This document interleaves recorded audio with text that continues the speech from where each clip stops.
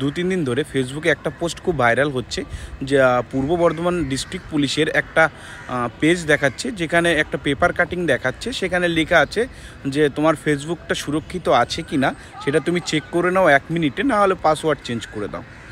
দেখো, এটা সুরক্ষিত আছে কিনা এটা একটা কোশ্চেন মার্ক আছে যেই পেপার কাটিংটা এখানে আছে।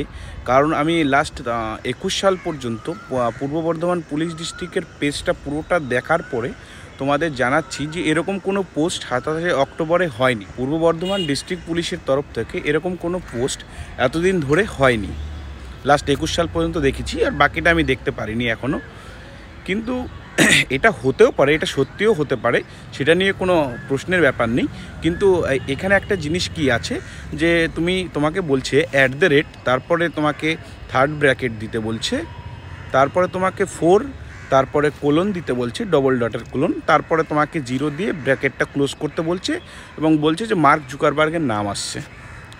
এখানে যে মার্ক জুকারবার্গের যে ডাটাবেসের আইডি আছে সেটা হলো 4, তার জন্য এই মার্ক জুকারবার্গের নামটা এখানে আসছে। এবার এটা যদি মানে ঠিক হয়, আমি বলতে পারছি না এটা আসলে ঠিক কি ভুল।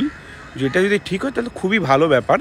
এবং তোমার যদি এরকম নাম না আসে তাহলে তুমি একটা কাজ করতে পারো, তোমার মোবাইলের পাসওয়ার্ডটা চেঞ্জ করতে পারো। তুমি তোমার ফেসবুকটাকে যদি আরও সুরক্ষিত করতে চাও, তোমাকে আমি কয়েকটা জিনিস বলতে পারি যেটা তোমার ফেসবুক প্রোফাইলটা কেউ হ্যাক করতে পারবে না। আমাকে আরেকটা কাজ করতে হবে, 2 স্টেপ অথেন্টিকেশন তুমি যদি তোমার ফোনে করে রাখো তাহলে কি হবে, অন্য কোনো ফোন থেকে যখন তোমার এই ফেসবুক আইডিটা লগ ইন করার চেষ্টা করা হবে, বা অন্য কোনো ব্রাউজার থেকে বা তোমার যে কোনো ল্যাপটপ বা পিসি থেকে লগ ইন করার চেষ্টা করে, তাহলে তোমার ফোনে একটা কোড আসবে। তোমার যে তুমি মোবাইল নাম্বারটা প্রোভাইড করবে সেটাই তোমার একটা কোড, এবং তুমি যদি সে রিয়েল হও তাহলে তোমার সেই কোড দিয়েই তোমাকে ওই পিসি বা তোমার মোবাইল হোক বা যেখানেই হোক তোমাকে ওটা লগ ইন করতে হবে। এবার তোমাদের মধ্যে অনেকেই জানে না 2 স্টেপ অথেন্টিকেশনটা কী করে করতে হয়। চলো তোমাদের আজকে দেখিয়ে দিই 2 স্টেপ অথেন্টিকেশনটা তুমি কিভাবে করতে পারবে তোমার ফোনে। তোমার ফোনে ফেসবুকটা ওপেন করো, তারপরে একদম উপরে চলে আসো সেটিংসটা ক্লিক করো।